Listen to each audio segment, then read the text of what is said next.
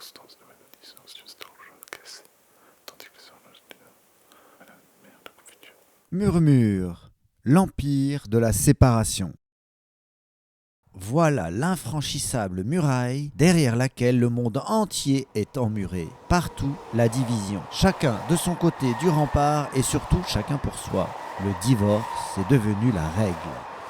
C'est peu dire que vivre sur Terre aujourd'hui est un déchirement. Le processus de conscience du jour est de percer un trou dans ce mur de la discorde et de mettre fin à toute fragmentation. Remontez vos manches, ça va casser des briques.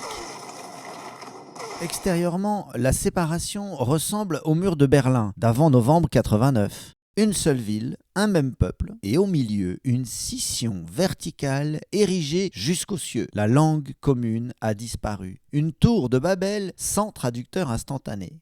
Partout des conflits.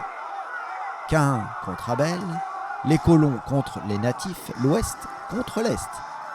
Un MeToo contre un autre, la guerre des genres et des sexes, mais aussi les parents qui n'entendent pas les enfants, les ados qui rejettent les adultes, et des couples qui cassent plus vite que leur ombre. La politique Covid qui fracture les familles, le racisme qui appelle au repli identitaire face aux migrants, le libéralisme qui ubérise le travail et le politique qui continue de vendre sa propagande guerrière plutôt que la solidarité. L'absence d'humanité et de fraternité Tu veux la guerre? On va te la faire, ok? qui prévalent actuellement renforce l'isolement, la détresse de la solitude subie. Tragique. Intérieurement, l'humain se sent profondément séparé. Mais séparé de qui? Des autres humains? Tous parents à une époque barbare, mondialisée, où l'autre est encore et toujours l'ennemi. Séparé de lui-même? Naturellement, il ne se connaît pas, n'a pas d'écoute de son propre fonctionnement psychique et physique.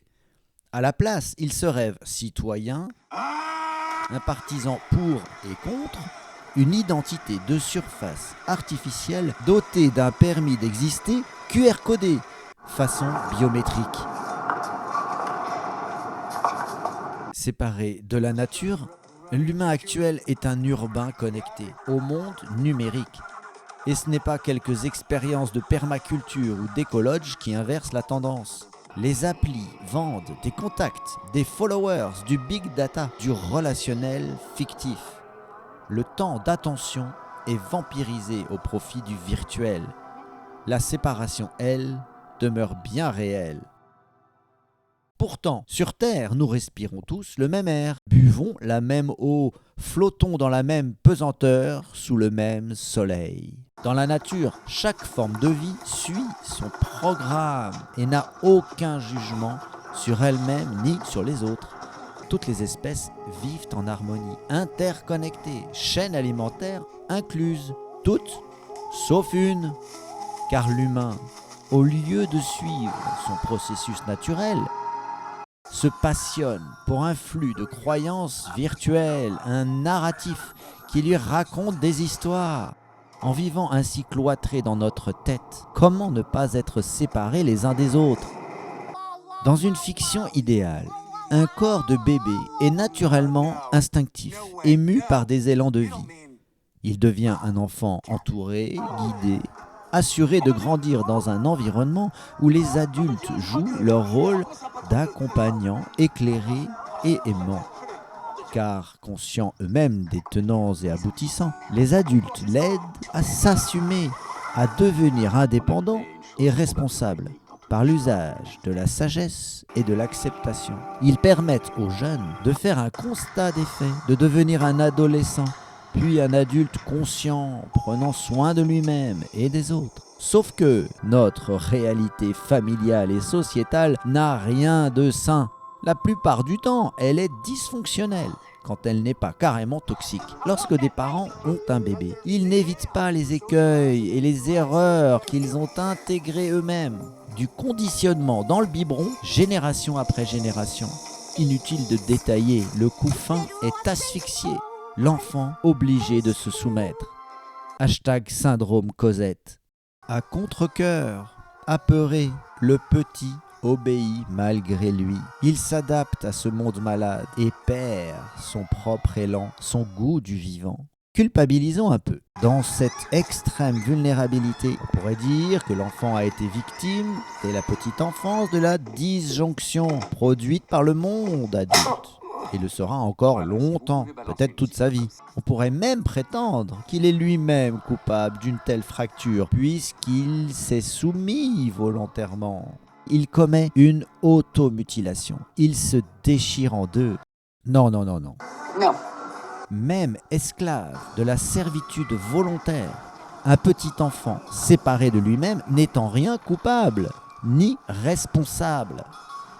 Il n'a jamais eu le choix, ni les moyens de faire autrement. Accepter cette réalité, c'est en terminer avec la culpabilité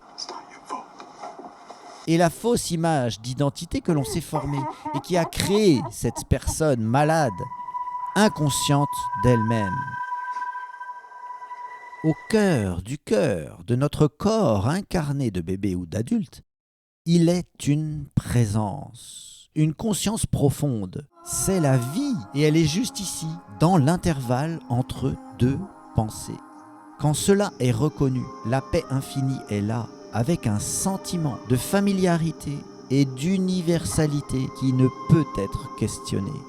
La séparation d'avec mon essence même de vie a disparu. Le tout premier mur de désunion tombe alors. Le besoin du coup de réparation, les stratégies de compensation s'effondrent. Le corps de souffrance ne hurle plus. À la place, la réunification a lieu. Maintenant, une évidence inclusive. Vous êtes devenu la paix que vous voulez voir dans le monde. Vraiment ?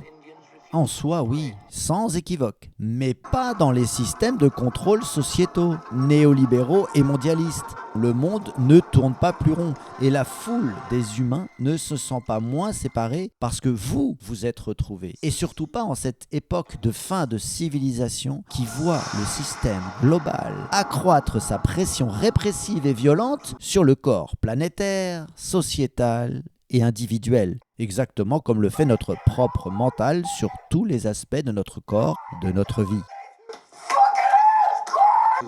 Depuis trop longtemps, la maladie contagieuse de la division s'était implantée partout, et aujourd'hui de manière outrageusement excessive. Mais depuis qu'un humain a ouvert les yeux, quelque chose de nouveau s'est produit. La croyance absolue dans l'apartheid a vacillé. Quelque part sur la planète, la présence est conscientisée en un corps humain. Une clarté sur le faux modèle de gouvernance, sur le mensonge de la séparation et sur la nature de la vérité. Cette révolution peut sembler minime, puisqu'elle ne concerne qu'un seul individu sur des milliards. Mais la théorie du chaos prétend qu'un battement d'aile d'un papillon au Brésil pourrait provoquer une tornade au Texas. Donc un effet domino. Autre théorie, la vie est fractale et se répète à différentes échelles. Conséquence directe, la moindre modification en un point peut, par résonance, être identique dans n'importe quel autre point à quelque niveau que ce soit. Donc, quand un individu est réveillé de son cauchemar mental, la propagation de cette réunification est actée potentiellement partout. Voilà l'effet levier. Cette brèche contagieuse dans le mur se répand à la vitesse de la lumière. La certitude est que ce qui est engagé ne peut être stoppé. Tôt ou tard, la faille fera s'écrouler le mur de la séparation érigé par l'Empire, car il ne peut en être autrement. Tendez l'oreille, écoutez bien en vous. La vie l'annonce déjà dans un murmure.